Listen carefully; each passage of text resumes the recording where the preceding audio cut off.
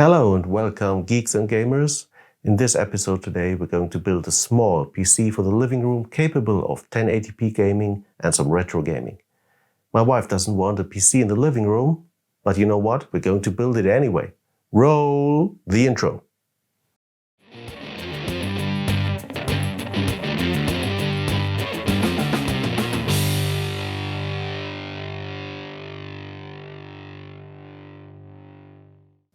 The heart of this system will be the new AMD Ryzen 7 Pro 4750G Renoir high-end desktop APU. It features 8 Zen 2 cores and 16 threads at a base frequency of 3.6 GHz with a boost clock up to 4.4 GHz. Included into the CPU is the reworked AMD Radeon RX Vega graphics, featuring a frequency of 2100 MHz and 8 compute units. To have more room for the integrated graphics, the cache size was reduced to 8 MB level 3 cache. In comparison, the 3700X features 32 MB of level 3 cache. An advantage of the 4750G though is the fact that all cores are integrated in a single monolithic compute die, making inter-CCD communication obsolete. Despite all those features, the CPU has a TDP rating of only 65 Watt. For the mainboard, I went with a Gigabyte B550i Aorus Pro AX with Wi-Fi. The B550 chipset requires no active cooling, but features PCI Express 4 support and is guaranteed to work with the next-gen AMD CPUs. The board has a 6+2 phase VRM design with 90 amp power stages and is one of the coolest B550 ITX motherboards with regard to VRM thermals. Furthermore, it offers 2.5 gigabit Ethernet support and also features Wi-Fi 6. With regard to RAM, I wanted to go fast but reasonable priced, so I ended up with the G-Skill Trident Z DDR4 4000 MHz 16 GB memory kit. The integrated graphics benefits hugely from the RAM speed as it is used as VRAM by the APU. As for the CPU cooler, I went with the Noctua NH-L9A AM4 Chromax Black Edition. What a name for this little beast. With a height of only 37mm including the fan and a weight of nearly 500 grams, it will keep our 4750G cool. And now for the case. I wanted the smallest possible case I could find, and so I went with the Intertech ITX MW01 version 2. The case features tons of front I/O, like a USB 3.0 Type A, a USB 3.0 Type C, a SD card reader, and a 3.5mm audio output and mic input jack. The case is really small, with just 70 by 185 by 252mm. The footprint it leaves on your table is that of a current iPad Air.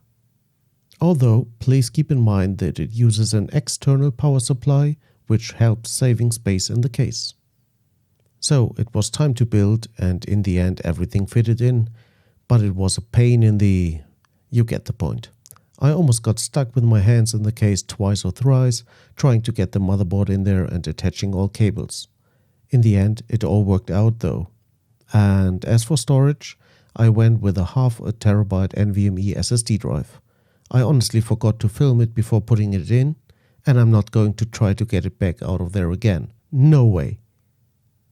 Time to get cracking and put the CPU through its paces.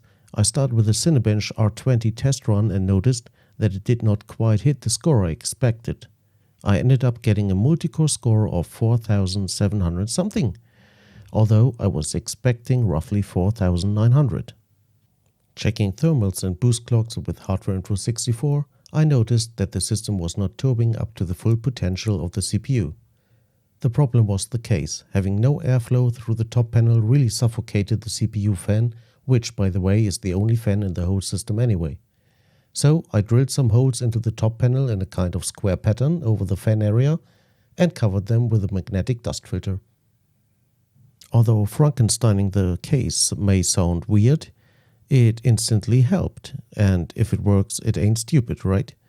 The score increased to a whooping 4895, which is close enough for me to the 4900 I expected. With that out of the way, it was time for some real-world tests in different games. And which game is hot at the moment and a good representation of a casual 3D game? Yes, Fall Guys. The game runs super smooth in 1080p at 60 FPS all day long.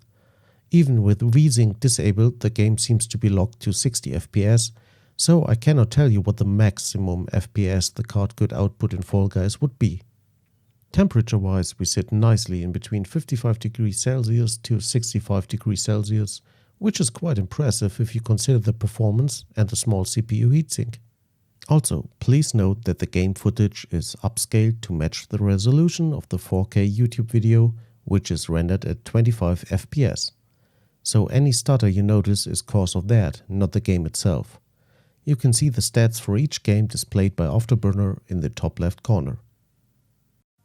As Fall Guys does not really qualify as an esports title, let's see how the 4750G performs in Valorant, which is like one of the newest competitive titles on the market at the moment.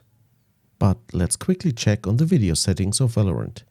We are at 1080p with high settings and 2x anti-aliasing and 4x anisotropic filtering enabled. Improved clarity, distortion and first-person shadows are turned off. Even with tons of action going on the screen, the game always ran betterly smooth with no stutters or issues. It was more my skill or the lack of skill that got me in trouble. I'm getting too old for this shit.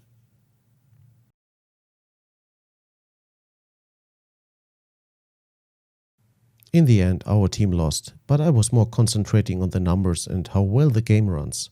It seems to run easily in between 120 to 180 FPS with the settings shown before, which is quite impressive.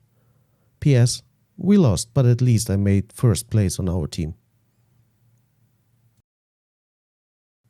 Now for a more demanding title, Wolfenstein Youngblood. With low settings at 1080p but cranked up texture quality, the game looks quite good and runs surprisingly smooth. The benchmark seems to run at 40 FPS all day long without issues. The minimum FPS shown in the top left corner popped up at the start of the benchmark. Probably the game was still loading some textures or other things. To be honest, this is an impressive result I had not expected. Especially with single-player titles, I would have no issues playing at a constant FPS. Okay, it's time for my conclusion. After sorting out the thermal issues due to the tiny case, I was really impressed. AMD promised us performance and they delivered. In Cinebench R20 we almost reached the same score as with the 3700X, which has the same core count, base and boost clocks, but 32 MB of third level cache. The single CCD design and the improved architecture of the 4000 series Renoir CPU really shows what AMD is capable of, although it is still based on the Zen 2 architecture. The graphics performance is somewhere a little above NVIDIA 1030, not quite on par with the 1050 which some people were hoping for. Still, as the core for a tiny 1080p gaming PC and media center, the 4750G really shines. It will be hard to find more power in a smaller package. For me, this is the perfect living room PC for fun titles, strategy games and playing videos on the big screen. I might even move the system to a slightly bigger case with a better CPU cooler to test some CPU-GPU overclocking and memory overclocking. So, geeks and gamers, if you don't want to miss that, do not forget to like, follow, subscribe and ring that bell. And as always, thanks for tuning in. Alpha, over and out.